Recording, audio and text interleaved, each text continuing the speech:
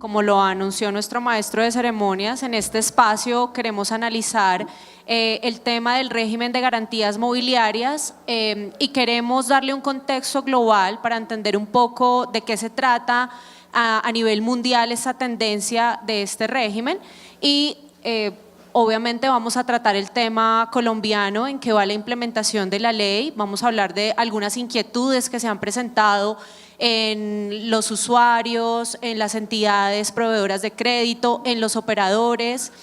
Y por último, queremos dejarles plasmados unos de los retos que se tienen, algunos de los retos que presenta este régimen.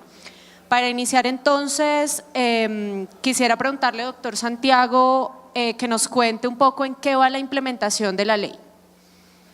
Bueno, muy buenos días.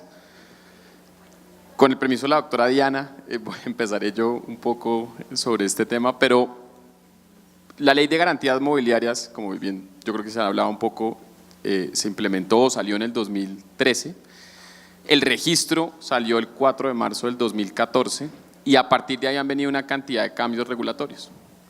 Obviamente la ley de garantías mobiliarias tiene unos cambios muy importantes en temas de derecho comercial, en temas del Código Civil que son difíciles de digerir.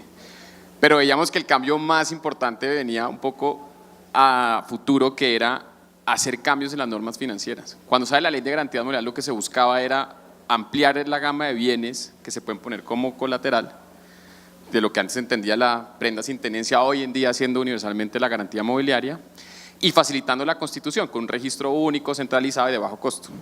Pero después tocó hacer unos cambios en el sistema financiero, cambiar la circular básica contable y financiera, porque el tema de provisiones que los bancos hacían en lo que era garantía mobiliaria pues no estaba todavía puesto en esa circular y eso tuvo que cambiar. Y después vino un mayor esfuerzo que era todo el tema de ejecución, que fue liderado aquí por la doctora Diana, para poder hacer de esto una ejecución expedita, porque lo que se enfocaba en garantías mobiliarias era un registro fácil y una ejecución expedita, que es a donde hemos llegado ahorita. Ya hay un proceso de ejecución especial que se está haciendo en las cámaras de comercio, ya hay ejecuciones o se usa la figura de pago directo que se pacta contractualmente y que hasta ahora va avanzando, pero digamos lo que era la implementación normativa y reglamentaria de lo que es el régimen de garantías, ya están las piezas cada una puesta. Ahora toca apostar por hacer de esto parte de la cultura de todos los usuarios y que se empiece a usar para poder dar esos beneficios. Mil gracias, doctor Santiago. Más adelante entonces hablaremos de ese reto que usted nos plantea, que es la difusión del régimen y digamos que la apuesta de todos los que intervienen para que funcione. Doctora Diana, ahora me gustaría que nos hablara un poco a nivel mundial, cómo se mueve este régimen, cuál es la tendencia y me gustaría también que nos puntualizara algunas de las novedades que hay en el régimen colombiano, porque si bien el régimen se hizo basado en una norma marco, Colombia presenta unas novedades bien interesantes. Gracias, doctora. Bueno, en el tema de garantías mobiliarias, y siempre lo hemos repetido, digamos que la rueda no se la inventa Colombia. De hecho, la rueda viene inventándose desde hace más de 30 años a través de los distintos trabajos jurídicos que han realizado distintos también organismos multilaterales. Tal vez el más importante esfuerzo de carácter internacional que se hace en materia de garantías mobiliarias se introduce a través del trabajo de CIDIP en la Organización de Estados Americanos, liderado por los Estados Unidos, que tiene una tradición de la aplicación del régimen de garantías mobiliarias de más de 50 años, cuando introdujo la modificación en el artículo 9 del Código Uniforme de Comercio de los Estados Unidos. A partir de allí, la práctica comercial en materia de garantías mobiliarias se convirtió en una necesidad vista por los organismos internacionales para efectos de motivar la posibilidad de los empresarios de obtener acceso al crédito. Este esfuerzo de la Organización de Estados Americanos se materializa en una ley modelo, que es la Ley Modelo de Garantías Mobiliarias de la OEA, que después se complementa con también un reglamento modelo que hace también la Organización de los Estados Americanos, en los cuales fija las condiciones para el establecimiento de un registro único de garantías mobiliarias. Colombia llega al tema de garantías mobiliarias más o menos en el año 2010, justamente año en el cual la Superintendencia de Sociedades toma, digamos, muchas iniciativas. Hablamos esta mañana de la insolvencia de la persona natural, hablamos de las garantías mobiliarias y se introduce un cambio en la regulación que, como lo ha planteado el doctor Santiago, pues genera una serie de modificaciones sucedáneas en el tiempo en el régimen tradicional de garantías que se había regulado en Colombia, tal vez los mecanismos más novedosos en el Código del año 71. Colombia inicia este esfuerzo en el año 2010 y esto, como lo mencionaba Santiago, es como un trabajo de largo aliento.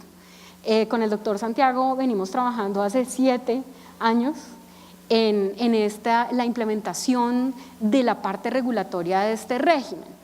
Se expidió la Ley de Garantías Mobiliarias en el año 2013 con la Ley 1676, pero a partir de ahí, como lo mencionaba ya Santiago, se introducen elementos regulatorios adicionales que han permitido, digamos, un poco que hoy por hoy, después de estos años, estemos hablando de casi una tarea regulatoria finalizada.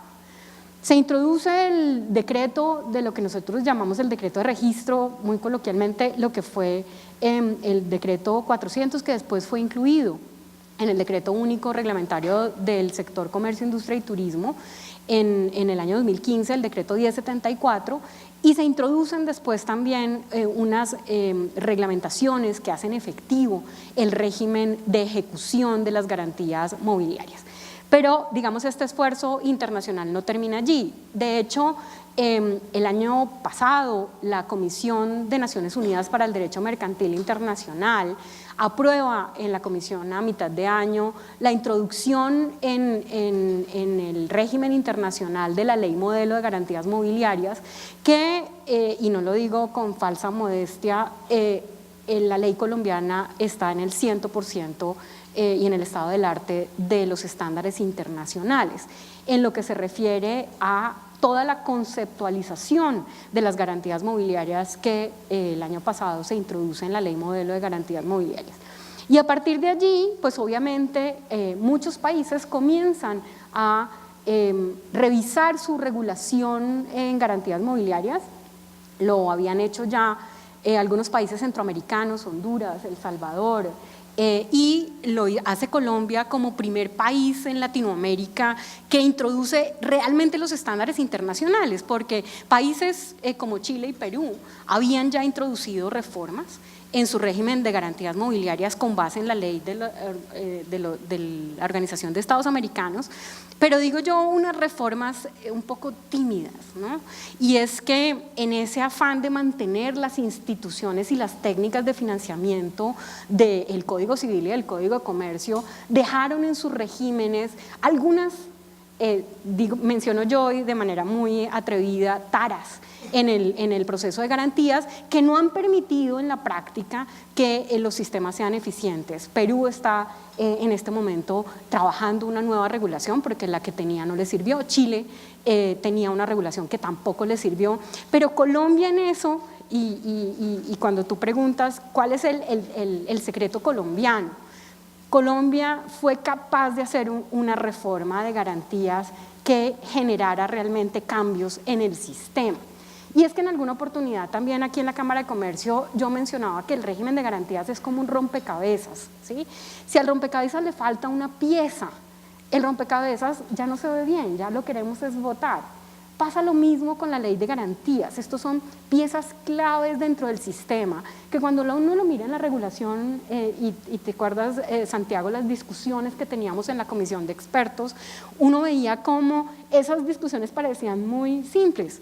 Y parecía tan simple decir, no cambiamos eso, pero el impacto en el sistema es tan importante que si una de esas piezas falla, pues falla el sistema entero. Colombia tiene la ventaja de tener el sistema y el rompecabezas completo.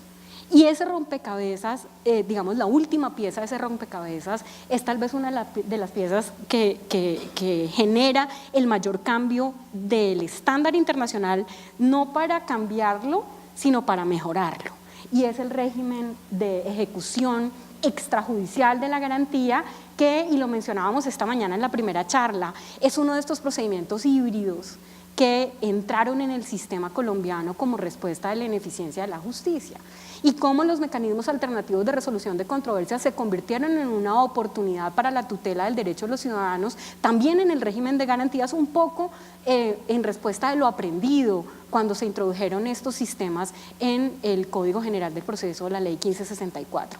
Y entonces aquí nos hicimos la apuesta completa.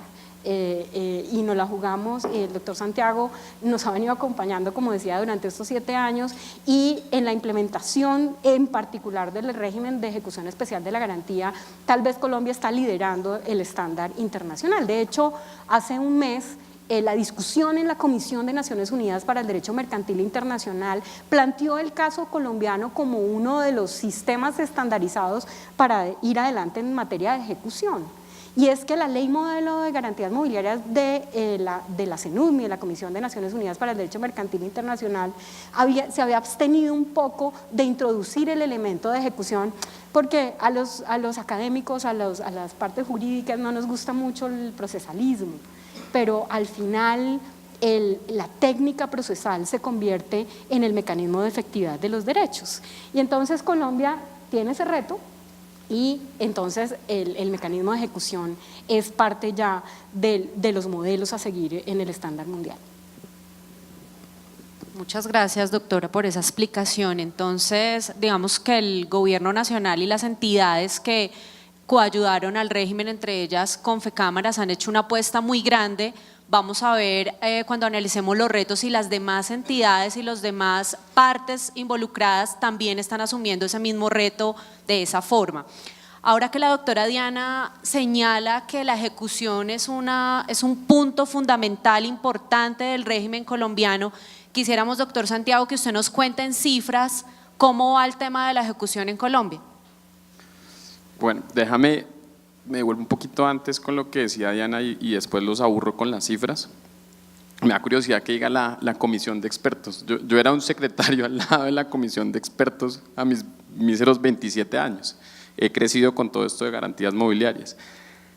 Y parte de este crecimiento uno lo ve porque la gente cuando dice salió la ley y si ya hicieron todo este tema de ejecución y tanto que nos hablaron de la ley de garantías mobiliarias y uno habla y dice yo ya tengo 3 millones de registros entre las inscripciones iniciales, las modificaciones. Hoy en día en ejecución estamos hablando que de ejecuciones especiales hay 9.406 registros de ejecuciones especiales que se vienen en pago directo, que es el que viene contractualmente que han pactado las partes.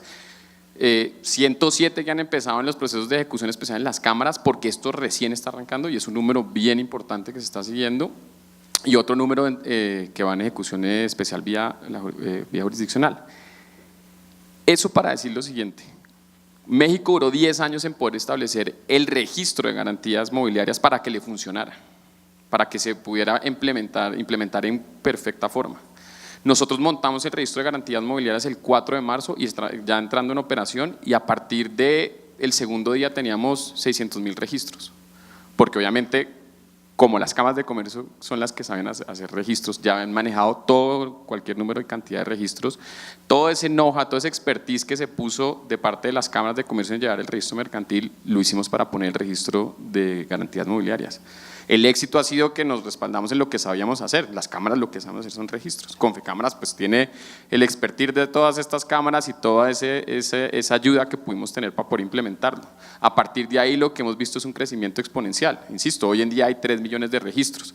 Eso incluye una cantidad de registros de inscripción iniciales de vehículos, porque como bien saben lo que es el registro de vehículos de la prenda que se pone vehicular hoy en día hace parte de una garantía mobiliaria, porque lo más importante del registro era centralizar todo eso que antes estaba fraccionado y que no le permitía a cualquier deudor o acreedor poder mirar el riesgo que se veía en todo el mundo de garantías que había, porque estaban diferentes registros. Hoy en día todo se puede observar de uno. Digamos, ese es el gran logro que se ha dado. Eso es lo que el Banco Mundial nos ha dicho: ustedes tienen un registro ejemplar que no ha fallado, que siempre funciona de manera ágil y eficiente. Con eso saco de pecho yo cada vez que yo y la gente que trabaja conmigo, que el registro, digamos, se ha hecho a la talla y a la forma de lo que cada uno necesita y que se puede ir explorando a diferentes fases. La siguiente fase que vinimos a explorar fue una vez arreglado el tema del registro y una vez hecho todo el tema regulatorio, porque hacer los cambios, insisto, normativos fue una tarea difícil, pero por fin se logró, y estamos hoy en día en la línea de salida, decidimos que si el registro cumplía con los requisitos, que era hacerlo virtual, hacerlo sin nada de documentación, sino todo pues por internet, sin lugar a filas, y que toda la información se mantuviera en un registro y la persona solo tuviera que llenar unos formularios, la ejecución especial debería ser igual. Entonces arrancamos haciendo un poco un proyecto piloto, de decir, ¿por qué no hacemos un ambiente virtual para que la ejecución especial que se haga en las cámaras de comercio obedezca a sus mismos principios? La persona no tiene que llenar el formulario, sacarlo, ir después a la cámara de comercio y empezar a radicar documentos, sino que una vez escoja hacer ese proceso, inmediatamente toda esa información que ya está en el registro pase a esa nube virtual donde se va a hacer esa ejecución especial. Esto con el fin de ahorrar tiempo. ¿Por qué? Porque el Banco Mundial decía que si la ejecución especial en la vía jurisdiccional tenía un término de 1.280 o 1.300 días, pues eso finalmente es lo que mata que los bancos puedan ofrecer créditos a bienes muebles, porque sabe que con todo ese tiempo que se demora, pues obviamente el banco es el que está perdiendo ahí. Y aquí viene otra discusión, que es la que le ponen, los bancos son los que se benefician de esto. No, señores, si yo llego a hacer que un proceso de ejecución especial, o logro que un proceso de ejecución especial no dure 1.280 días, sino que le dure en promedio 60 o 70 días, que ya hay procesos de ejecución especial llevados en las cámaras de comercio que han durado 60 días, el banco tiene menos costos que tiene que ver en la medida que el tiempo dura menos. Si la constitución de la garantía no tiene un impuesto de registro y no se hace por el valor de la garantía, sino solo 30.000 pesos, que es lo que cuesta registrar cualquier garantía mobiliaria en su registro, hay menores costos de constitución. Eso todo se deriva en la ecuación de que a menores costos y a menor tiempo de poder que el banco recupere ese bien, pues se debe traducir en que la persona tenga menores tasas. Que si eso ya es lo que está sucediendo hoy en día, no. Lo que está sucediendo hoy en día es que tenemos toda la normatividad puesta, pero acabamos de empezar en eso. Y eso significa que tendremos que fortalecer el lado de la oferta y de la demanda. En la oferta, porque los bancos ya saben que la persona, que las leyes le disponen a que pueda prestar sobre los bienes muebles, incluyendo aquellos que antes no eran garantías idóneas o admisibles, como es el inventario, que hoy en día ya lo pusimos en la circular básica contable y financiera, que se acepte como una garantía mobiliaria, entonces es idónea y admisible, pero desde el lado de la oferta también. La pyme tiene que saber que no puede llegar y levantar al banco la mano y decirle, yo creo que me preste porque tengo mi cultivo de piña.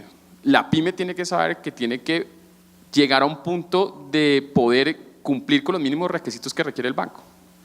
Eso significa que tener los estados financieros al día. Eso lo que significa es llegar al punto en decirle al banco, cuando el banco le diga, yo le puedo ofrecer microcrédito y no tengo que revisar nada, la pyme le puede decir, no, un momento, yo tengo unos bienes muebles que se pueden poner como colateral, por lo tanto quiero que se haga el avalúo de estos, se miren mis estados financieros, obviamente se mirará cada caso, y a partir de ahí exigirle al banco que haga esos préstamos con garantías mobiliarias.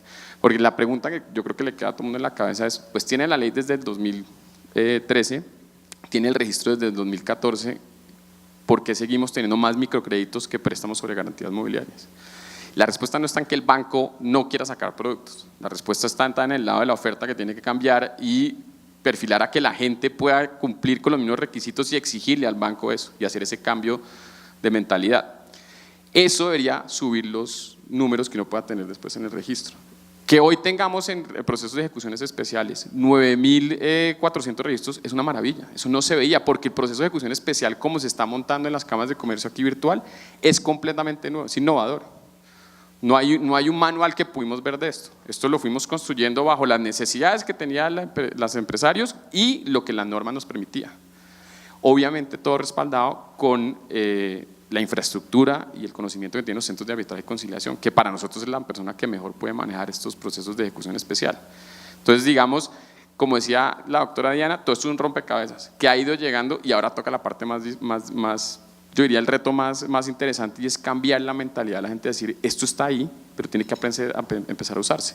Ya hay casos de éxito y ya entonces ya sabemos que el producto sí funciona, tenemos que masificarlo. No sé si quiera ya contarnos de pronto las cifras en ejecución que nos anunciaron. ¿No las dije? No. Yo pensé que las había dicho, miren, sí. Ah, ok. Pero las vuelvo a decir como si a alguien no le quedó esto. Que hayan terminado. Ahí empezaron, claro. La cifra de cuántos han acabado no te la puedo dar. Yo te puedo, los primeros programas pilotos que se hicieron en cámaras de comercio de Cali y Cámara de Comercio de Bogotá, sí arrojan unos que terminaron, que son los que te digo, lo hicieron por debajo de los 60 días. Incluso hubo uno que tuvo apenas inició el proceso de ejecución especial, una conciliación y acabó el tema, digamos, da nuevas alternativas a cómo acabar. No te tengo esa información, ahí tengo que aceptar, me corchaste, pero a lo que voy es, de un proceso que acaba de empezar, el programa piloto no lleva, en Bogotá lleva, bueno, un mes. Y el total, ya lo tenemos en Cali, que fue la que empezó, sé que está en Bucaramanga, está en Medellín, está en Barranquilla, está en las cámaras, casi todos los centros de arbitraje y conciliación de las cámaras principales, y ya se está viendo cierto movimiento, se ve cierta conciencia de la gente de decir, hay un proceso de ejecución especial que no me va a requerir todo ese momento, que de no acabarse, digamos, tienes las salidas que le permite obviamente siempre ir a la jurisdicción ordinaria en el caso donde hay objeciones o digamos que tenga que volver a su inicio, pero que está probado en unos casos que sí hemos tenido donde sí logra llegarse a los 60 días. No todos van a hacer eso, pero eso es importante ver que sí se está llegando a algunos de ellos. 9.000 casos, insisto, es un tema muy importante. El pago directo ha sido un tema relevante en todo esto. Eso lo que debe cambiar es la manera como contractualmente se está pactando y una cláusula que le permita a la gente pactar eso. Ahí, digamos, hubo una discusión también muy grande cuando hacíamos lo de pago directo porque nos decían, es que ustedes, claro, derogaron la prohibición del pacto pignoraticio y a partir de eso pueden hacer lo que quieran. Y ahí, como le decía el doctor Vélez, yo sí tuve un profesor mío de la Universidad de los Andes que me decía, ustedes acabaron con la institución del pacto comisorio.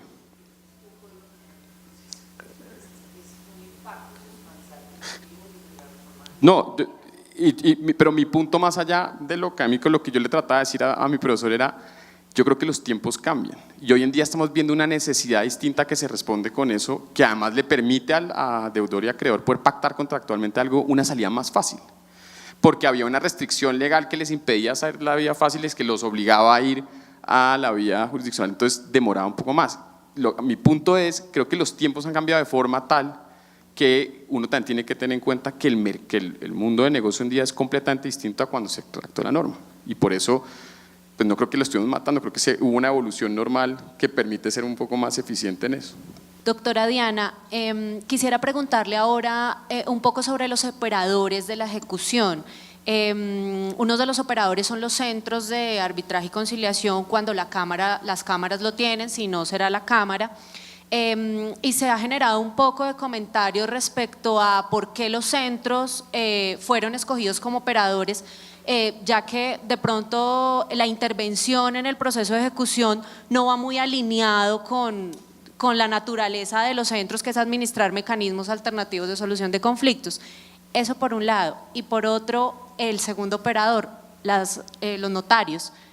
También hay algunas dudas respecto a por qué los notarios también son operadores de esta parte del régimen que es la ejecución. Bueno, lo primero es que, como les había dicho hace un momento, lo que hace la ley 1676 es de nuevo una apuesta por un modelo en el cual, digamos, estemos frente a una justicia colaborativa, en donde la justicia no formal que se desarrolla a través del desarrollo de los mecanismos alternativos de resolución de controversias pueda eventualmente compartir la tutela del derecho del ciudadano con la jurisdicción de una manera colaborativa y eficiente. Dado que eventualmente en un procedimiento de ejecución pues pueden plantearse oposiciones, lo que conocemos en los procesos ejecutivos como excepciones, que eventualmente salen del marco, digamos, de competencia del centro de conciliación. En ese modelo siempre se pensó en cobertura. Tal vez uno de los temas que llevaron a plantear los operadores fue de si las personas que necesitaban tutelar sus derechos tenían en todo el territorio colombiano la posibilidad de acceder al servicio de los centros de conciliación y en particular de las cámaras de comercio, porque aquí valga hacer una aclaración y es que la competencia legal para adelantar los procedimientos de ejecución especial de la garantía, que es una de las modalidades de cobro extrajudicial que plantea la ley, plantea un tema, digamos, que se circunscribe a las cámaras de comercio, es decir, el operador que se planteó en la ley 1676 fue el de la Cámara de Comercio, que en la regulación, en la reglamentación que se desarrolló después, se pensó que podría generar un mejor servicio a través del uso de infraestructuras que ya tenía implementadas la Cámara, que era el Centro de Conciliación y Arbitraje. Para las cámaras que no tienen Centro de Conciliación y Arbitraje, pues el operador será la Cámara de Comercio. Pensando en esa eficiencia que fue planteada inclusive por las cámaras de comercio, pues se adscribió la posibilidad de que el centro de conciliación de la cámara sea el operador del servicio. Tiene, digamos, esta regulación una ventaja, y es que, a diferencia de lo que ocurre con los centros de conciliación, las cámaras de comercio tienen jurisdicción nacional. ¿Sí? Los centros de conciliación no, los centros de conciliación tienen un área específica en la cual prestar su servicio. Sin embargo, cuando se adscribe el servicio a la Cámara de Comercio, pues las 57 cámaras de comercio tienen cobertura nacional, y en esa medida, digamos, en donde se opere este tipo de procedimiento, pues el ciudadano va a tener cómo acceder. Otro de los temas es que, y como lo mencionaba el doctor Santiago, el servicio es completamente virtualizado, ¿sí? Lo que permite que el acceso del operador, el acreedor, la parte pasiva de la relación, pueda acceder al servicio en las cámaras de comercio en cualquier parte del país. Entonces, esto es importante. Sin embargo, sí, la jurisdicción territorial de la Cámara de Comercio marca una diferencia, porque uno diría, no, yo soy el Banco de Vivienda, mi sede es Bogotá, pues yo inicio el procedimiento de insolvencia en Bogotá. Sin embargo, el domicilio de la parte pasiva de la relación marca la diferencia del centro de conciliación o de la Cámara de Comercio que se escoja para efectos de desarrollar el trámite. En lo que tiene que ver con los notarios, y un poco trayendo lo que conversábamos esta mañana, para el año 2011, tal vez, que comienza a trabajarse seriamente en la conceptualización del modelo, pues estaba un poco en el ambiente la posibilidad que tenían los notarios de prestar servicios que reemplazaran un poco la jurisdicción en lo que no tuviera que ver con temas controversiales y con temas jurisdiccionales. En realidad, en el momento, y para contarles un poco lo que ha pasado con los notarios, ha habido muy poco, tal vez, interés de parte de la comunidad notarial y en particular de la Superintendencia de Notariado y Registro para desarrollar este servicio en las notarías. Un poco pienso yo que es la conceptualización, y lo voy a decir con mucho respeto, que el notario sabe de todo, ¿cierto? Y entonces, pues como el notario sabe de todo, y pensando en la cobertura, lo digo con respeto, doctor, pensando en la cobertura, se pensó que el operador podía ser el notario. Sin embargo, pues el notario no sabe de todo, ¿sí? Con todo respeto. Y entonces comienza a ser una necesidad la especialidad, y en esto quiero tener, digamos, mucho tino y no tratar de ser un poco irreverente, y es, estas materias suelen ser materias de mucha especialidad, ¿sí? Y cuando se estaba pensando en el modelo, creo yo que no solamente la expertise en manejo de mecanismos alternativos de resolución de controversias, sino en la posibilidad de la sofisticación del operador en las cámaras de comercio permite que esto dé garantías. Solamente, y esto es bueno mencionarlo, las relaciones de crédito se basan en la confianza, ¿sí? Cuando se rompe la confianza en el sistema falla. Y el tema del operador, creo, y lo digo también con la confianza que me merecen las cámaras de comercio, genera confianza en el sistema. ¿Sí? No podría pensar yo, digamos, un operador en una cámara de comercio desbordado, digamos, en su implementación del régimen. Entonces, eso era lo que se pensaba cuando se conceptualizó el sistema, y creo que las cámaras de comercio, y en particular Confecámaras, ha ayudado a consolidar esa confianza, y es que el desarrollo del proceso virtualizado genera unas eficiencias que permiten que se ejecute más rápido. Entonces ustedes dirán, no, pues lo que han hecho las cámaras y Confecámaras es generar un sistema para los bancos, ¿sí? Y esta mañana justamente se planteaba el tema en la discusión, porque la jurisdicción está trabajando para el cobro de los bancos. Entonces, ¿Cómo generar, digamos, esta discusión desde una dinámica positiva? Y es que, así como se planteaba esta mañana, en la medida en que yo pago más rápido, en la medida en que yo pago de manera más eficiente, se beneficia al deudor. Y más en particular con el tema de garantías mobiliarias, porque él puede dar su bien en garantía como parte de pago. Es decir, de hecho se pacta con la derogatoria de la provisión del pacto comisorio, del pacto pignoraticio, que el acreedor de entrada, una vez fija la relación crediticia, establezca que en el momento del incumplimiento él se hace propietario del bien dado en garantía. Y entonces el sacrificio que tiene que hacer el deudor para pagar los temas adicionales, gastos, costos, tiempo, pues se minimiza, y esto beneficia de manera muy dinámica no solamente la posibilidad de otorgamiento de crédito, sino la posibilidad de pago del deudor. Entonces, creemos que esto puede ser una dinámica positiva y eventualmente tener, como le mencionaba el doctor Santiago, un impacto en las condiciones de crédito, un impacto en las condiciones de tasa, un mejor plazo, dado que el riesgo del momento en que se otorga el crédito, pues disminuye si yo puedo cobrar y obviamente, como lo mencionaba Santiago, si yo tengo la información suficiente en el sistema económico que me permita a mí evaluar el riesgo que se da cuando se otorga una financiación. Muchas gracias, doctora Diana, y muy interesante su planteamiento, todos sus planteamientos, pero en especial el tema de la competencia. Será un tema que debemos revisar porque realmente, digamos, la tradición de los centros es entender su competencia como centro, pero esto puede ser también un desafío y algo importante para poder implementar mejor la ejecución. Ahora, me gustaría pasar un poco a que revisemos los retos, doctor Santiago. Me gustaría que nos contara un poco sobre el proyecto Doing Business y qué implicaciones tiene en ese proyecto que el país cuente con un régimen de garantías mobiliarias y que ese régimen cuente con un sistema de ejecución. Bueno, cuando se implementó la ley de garantías mobiliarias, Colombia subió 17 puestos, ¿más? Llegamos al segundo puesto en tema de Doing Business sobre acceso al crédito.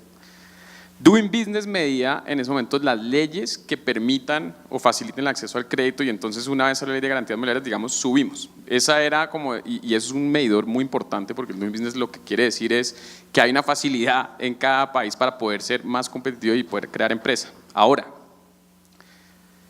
yo soy abanderado del tema de Doing Business. Creo que cuando uno sube en puestos de Doing Business le hace un favor al país y hace una dinámica muy importante y positiva. Eso no significa que entonces yo no tenga retos que se me tenga que tomar al hombro. ¿Por qué? Porque Doing Business midió lo que era la implementación de la ley y ahora me toca a mí ver cómo hago que una vez implementada la ley esto efectivamente se traduzca en acceso al crédito a las pequeñas y medianas empresas a unas tasas competitivas. El proceso de ejecución era la última pata que se necesitaba todo el régimen de garantías para poder en la parte regulatoria poder concretar esa avanzada en puestos de Doing Business. Si ya tenía que el proceso, como lo repito lo que dije ahorita, si ya tenía que el proceso de constitución de una garantía no es demasiado costoso, si ya significa que se puede hacer virtualmente, si la ejecución además puede ser en menor tiempo y que pueda tener menores costos transaccionales, entonces, insisto, los bancos se quedan sin excusa de por qué no prestar a una tasa menor. Esa es la ecuación, es así de simple. La última etapa de esto era poder hacer un proceso de ejecución bajo un garante de que todo esto se pueda hacer como son centros de arbitraje y conciliación de la mejor manera y a partir de ahí decirle a los bancos, vea señores, usted ya puede constituir la garantía a mejor precio. Usted ya tiene que la provisión que el sistema financiero le exigía hacer sobre cada garantía no sea el 100 si no es idóneo o admisible, sino que garantías me las tiene en lo que es la pérdida o incumplimiento una provisión especial. Es decir, el banco no tiene que provisionar el 100%, sino que puede provisionar el 80% y hay un margen que es de ganancia, lo cual hace que el negocio vuelva rentable para el banco, porque insisto, si al banco le va bien, a mí también me va bien. Esto no se trata de que se ponga de un lado u otro. Hay un tema acá que la gente dice que es que el banco es el que siempre sale beneficiado, eso para mí siempre ha sido un tema que hay que romper, porque si el banco le va bien y el banco puede prestar y puede recuperar con fácil a quien no ha pagado, nos va a solucionar un poco el problema al resto. Y si el proceso de ejecución se le puede asegurar al banco que se haga en menor tiempo, entonces digamos lo que termina pasando es que ya, pues, insisto, la ecuación llega a su fin. El reto que viene ahora es, yo creo desde el lado de la oferta, lograr hacer que la gente cumpla los mismos requisitos y decirle al banco, si usted ya entra en unas etapas de ejecución especial como el que tenemos, pues obviamente está siendo más competitivo a la hora de poder recuperar sus bienes y poder volver a sacarlos al mercado. Por lo tanto, pues el reto va a ser es dinámico. Yo tengo que cambiar la parte de la oferta, tengo que cambiar la parte de la demanda, preparar a la gente para que llegue a un mínimo de requisitos que pueda hacer y preparar a los bancos a decir, hoy en día lo que no debe imperar es el microcrédito por encima de cualquier otra opción de financiamiento, porque obviamente para los bancos el microcrédito es lo más fácil, es fírmeme en una hoja en blanco y una vez yo ya no tengo que revisar qué bienes tiene usted, sino que lo hago a la tasa más alta, pero le estoy dando esa facilidad. Pero eso es un poco macabro, porque la gente una vez entra en la dinámica de microcrédito, de ahí a que salga es imposible, le vuelven a crear otras cuentas también de microcrédito. Y esto es una opción para que sí pueda poner esos bienes muebles como un verdadero colateral a una mejor tasa y no tenga que ser la misma dinámica del microcrédito. Entonces el reto es gigantesco. El reto es gigantesco porque todos los días la gente le pregunta a uno, es que ya lleva mucho la ley y nada. Y yo sigo diciendo, yo que he ido creciendo con la ley desde que era abogado chiquitico hasta que pues, me considero que sigo siendo chiquito en eso, todos los días va requiriendo un poco más de ir cambiando la cultura de la gente. Y cambiando, no es decir, solamente está esto de garantías mobiliarias, sino está esto de garantías mobiliarias y está aprobado porque hay ciertos veedores garantes de esto que tienen ese sello como es los centros de arbitraje y conciliación que efectivamente pueden dar ese impulso que necesita y al final todo esto va a tener una traducción en lo que sea doing business que obviamente tiene un impulso mucho mayor y de mayor eficacia para el país.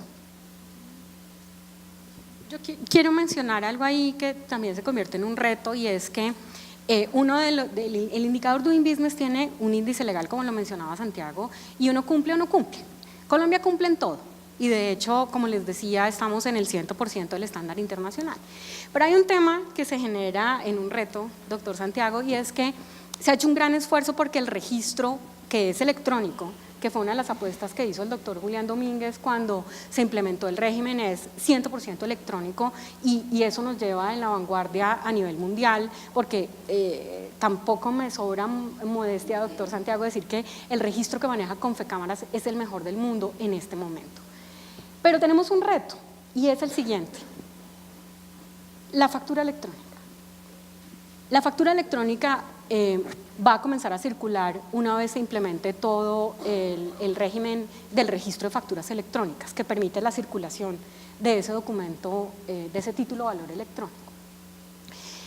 En el indicador Doing Business se mide si el registro de garantías mobiliarias genera la totalidad de la información para efectos de verificación del riesgo que asumen los prestamistas cuando hacen operaciones de financiación en el mercado.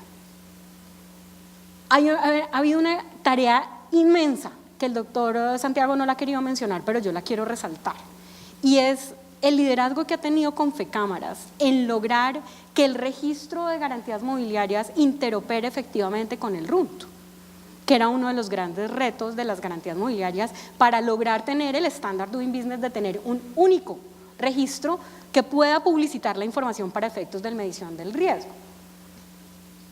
Igual tarea se hizo, pero menos titánica, en lo que tenía que ver con el registro de propiedad industrial, que por efectos de ser regulado por una norma de carácter internacional, de carácter transnacional, pues no quedó vinculado dentro del sistema de unicidad del registro de garantías mobiliarias con la reforma legal.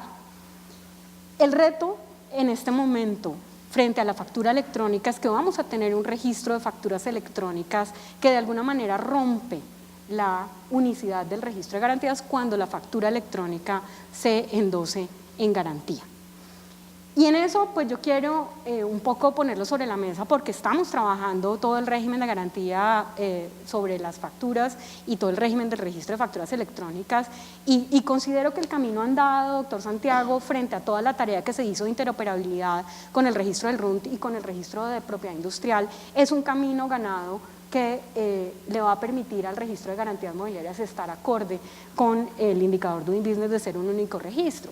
De hecho, parte de la tarea que hemos hecho es generar mecanismos de interoperabilidad entre los registros para que la información, a mí no me importe de qué canal de información venga, como en este caso va a ser del registro de facturas electrónicas, pero que la información, cuando esas facturas electrónicas eventualmente han sido endosadas en garantía, pueda estar disponible para el sistema económico en un único registro que será el registro de garantías mobiliarias.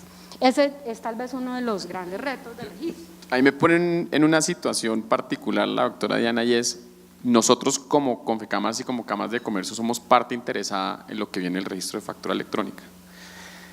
Dicho eso, sí es importante, y lo que habla la doctora es verdad, esa interoperabilidad que tiene que existir, que lo dice el decreto que salió respecto, el 1349, impone un reto en el sistema de garantías mobiliarias de tratar de hacer que esa interacción no vaya a romper de ninguna manera la unicidad que tiene lo que es una garantía mobiliaria y efectivamente, digamos, ese web service que va a prestar con la factura electrónica. Porque nada sirve romper y tener dos sistemas aparte. Finalmente lo que hemos logrado es una unificación de todo esto en un solo registro que permitía a cualquiera hacer esa mejor valoración de riesgo, y lo que estamos buscando es llegar a esa misma situación sin tener que romper ese principio. Nos queda mucho trabajo, ese es definitivamente uno de los retos más grandes que hay, como lo digo, como parte interesada, pues estamos obviamente todos los días abogando por eso, pero pues va a ser un 2018 bien interesante con lo que venga en esa parte de retos, y obviamente trabajando de la mano del Banco Mundial y el Ministerio de Comercio, yo creo que llegaremos a buen puerto. Yo quisiera mencionar un tema que a mí, digamos, me viene rondando la cabeza hace días en el tema de implementación de la ley. Aquí se ha planteado que tal vez el trámite de expedición de normas ya terminó, pero está la pregunta que se hacía el doctor Santiago hace un momento, bueno, ¿y cuándo los bancos van a empezar a generar crédito basado en el régimen de garantías mobiliarias? Y frente a eso, digamos, yo considero que digamos, hay una gran labor por hacer. De hecho, el sistema de garantías mobiliarias se basa sobre la libertad de estipulación contractual. Y la ley ha dejado unos grandes espacios para esa libertad de estipulación contractual. Sin embargo, esto requiere un aprendizaje. Es decir, si bien el doctor Santiago habla ya de 9.000 casos ya de ejecución extrajudicial de la garantía, lo que implica que han habido 9.000 contratos que plantean la posibilidad de esa ejecución extrajudicial. Me queda a mí todavía, digamos, un tema que creo que es pertinente traer a la mesa, y es que para la implementación de esos mecanismos, sobre todo de ejecución extrajudicial, se requiere sofisticación de los contratos, ¿sí? Y hay una gran tarea que hacer en el mundo jurídico para efectos de establecimiento efectivo de los procedimientos de ejecución, pero me temo que no es solamente respecto de los procedimientos de ejecución, y es que la ley trae una cantidad de beneficios que hasta ahora están siendo explorados por las entidades y por los financiadores.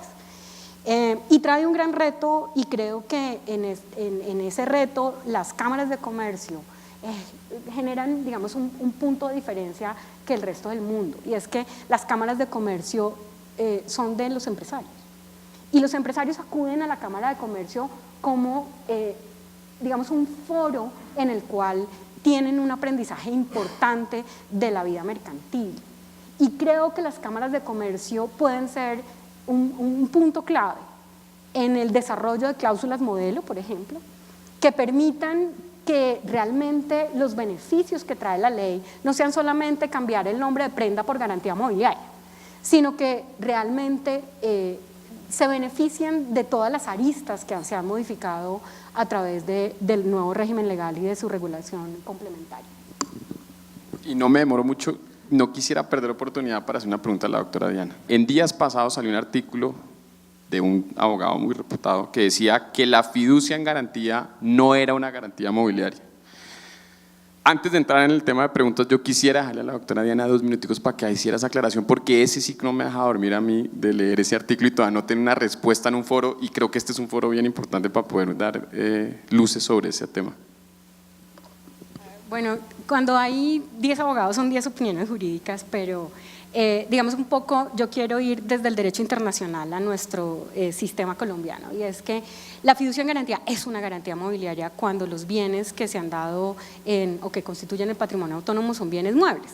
De hecho, es una de esas técnicas de financiamiento que se vino desarrollando con mucha vehemencia en el sistema colombiano a partir de los años 80, sobre todo a finales de los años 80, cuando se conceptualizó el régimen de insolvencia empresarial que, digamos, un poco truncó la posibilidad de hacer efectivo el derecho real sobre las garantías una vez se han iniciado procesos de insolvencia.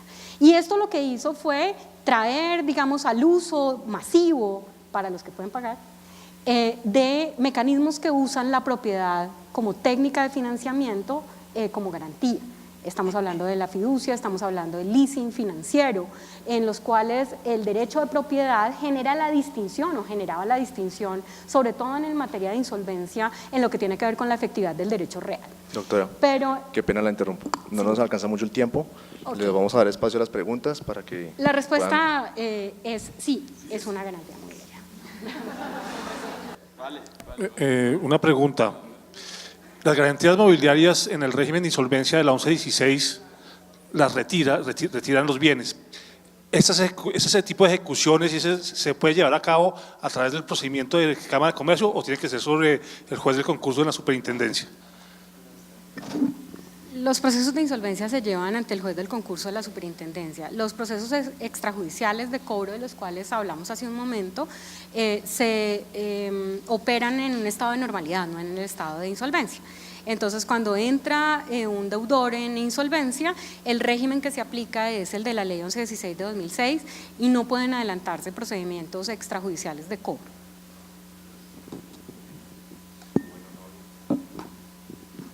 ¿No hay más preguntas? Bueno, muchas gracias a nuestros gracias a los panelistas y mil gracias por su atención.